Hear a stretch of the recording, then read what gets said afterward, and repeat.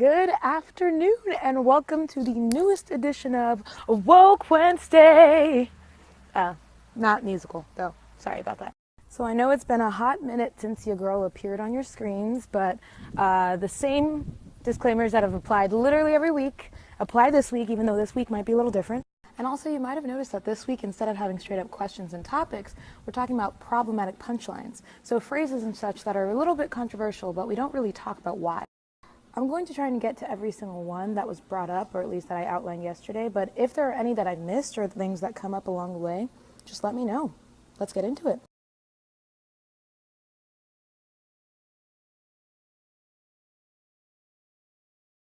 Wow, Cindy, your house is so clean. This is amazing. Yeah, you know, I can just be so OCD sometimes. Like, I love having a clean house. No, stop, cut it, done. No, break. That's not how that works. Chances are you've heard this happen before where someone's talking about their feelings or emotions or just a habit that they have and they say that they have OCD or depressed or so on and so forth. The problem is by using actual serious mental health conditions and disorders to describe your day-to-day activities as an excuse, you're actually trivializing people's struggles. For those who struggle with OCD, anxiety, and depression, they can't just be it in one moment and then be out of it the next. It's not that simple for them, even though it is for you. So in all honesty, just fix it by telling it like it is. If you've had a bad day, you're sad. If you like a clean place, you're just a clean person. And if you're a little moody, you're moody, not bipolar. Hey, are you okay? You seem really out of it lately. Yeah, I've just really been struggling with my depression lately. Depression? Why don't you just snap out of it? It's not that easy. Whoa, someone forgot to take their meds. Just a public service announcement to all. Can we stop telling people with mental health conditions to snap out of it, because clearly it's not working like that. Similarly to my previous point, by you telling someone that they should just get over it if they're having a day where they're struggling with a particular part of their condition, you're also saying that it's smaller than they're making it seem. And in all honesty, you're probably doing significantly more harm than good, because it's not as if they haven't already thought that in their head themselves. And as a bonus side note, making fun or joking about people's need or reliance on medication also doesn't help in that process, often because people need those very elements of medicine to help with their recovery or with just maintaining their conditions. So.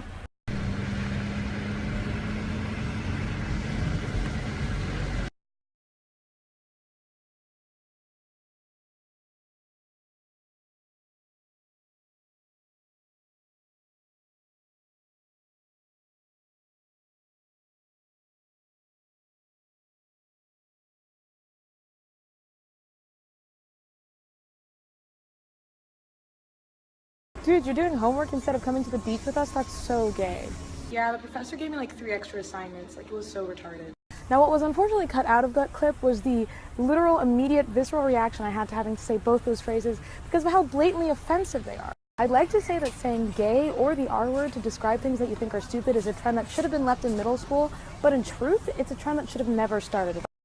Because it becomes a game of psychological association, as when you're using those terms, you're subconsciously not only associating the words with things that are below you, beneath you, but also the people. Which is so ironic because the very human beings that use these words to describe things may actually be the ones who need a little bit more education themselves. Like, there are so many other words you could use to describe something you don't like.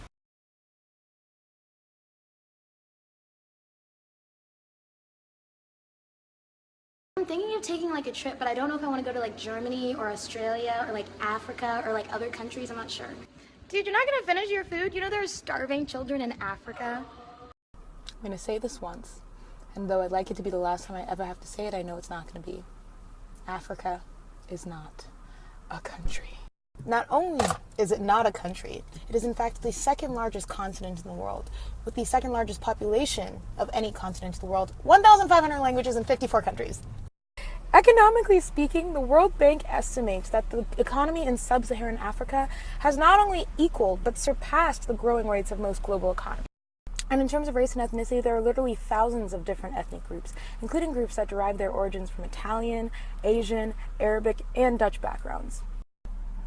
I say all of this to say that when you're trying to put Africa into one box that really makes it seem like it's one culture, one people, one situation, you're missing out on so much of the dynamic and complex nature of an entire continent that is rich in so many areas. And unfortunately, these things will continue having to be said until we are able to get the notion out of our heads that the image of Africa is the starving black child, because it does more harm than good. And just as a brief side note, because I had to take a break to eat Chick-fil-A because I was so heated on the topic, just because I'm from South Africa does not mean I know your friend in Kenya, or that I speak 3 bajillion languages, or know how to click my tongue. And even if I did, I wouldn't have to show it off to you as though it was a party trick. Please.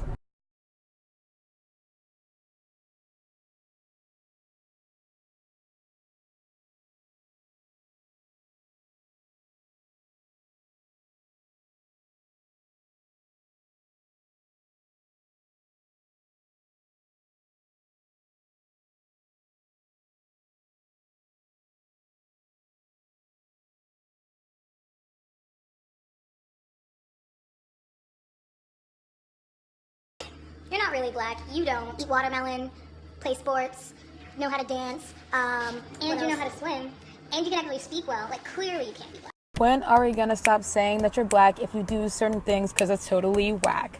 Ooh, that was freestyle. That was actually pretty good. But in all seriousness... But in all seriousness, judging whether or not someone has the right to claim certain parts of their racial or ethnic background based on whether they fulfill certain stereotypes about that race is messed up. For some of you, you'll remember that actually came up during our first ever Woke Wednesday, where people would say that you have to act or sound a certain way to either qualify as black or white. The problem is it actually extends far past just what happens between the black and the white. In fact, oftentimes, if someone doesn't act Latino or Latina enough, they're questioned on their ethnicity and identity. If someone doesn't look Asian enough or doesn't fit into certain stereotypes, they're questioned. And if someone's biracial, they'll just be straight up asked, "What are you?" I know for me, I still have to live with how dangerous and harmful this compartmentalization of identity was, as it took years for me to actually believe that I didn't have to act a certain way to claim myself as black. That cute guy just waved at you. I'm only into white guys. Short and simple, saying that you're only into a certain group or subtype of people isn't admiration or preference. It's low-key fetishization. This is where language becomes so integral, because there's nothing wrong in saying that you've had a tendency to like a certain group of people, but to say that you rule out all other options outside of that. And the reason it's so questionable is because you're not first looking at personality, at common interests, at any of that, but solely the physical attributes of that person. This becomes even more problematic when people do decide to step out of their bounds of preference, because then come phrases like, "Oh, well, you're an exception to the rule," which in truth is not a compliment. Oh my gosh, you're so pretty for a black girl. Wow. For every single person who thinks that phrase is a compliment, I'm going to need you to watch every single Woke Wednesday 3 times over and then write a 500-word essay on why you're wrong. Saying you're pretty for a black, Indian, so on, so forth, whatever you want to fill in the space blank with that word, girl, is problematic at the highest level. Because it goes back to supporting the notions of colorism, of societal expectations of beauty, of all these other things we've talked about, putting people of color, especially women, in a box. What you're really saying is, hey, I'm going to comment on your physical attributes while simultaneously putting down and demoralizing an entire subgroup of people that you associate yourself with. Smile. No, don't do it. Please don't do it. 'Cause one of us goes in and we all go through.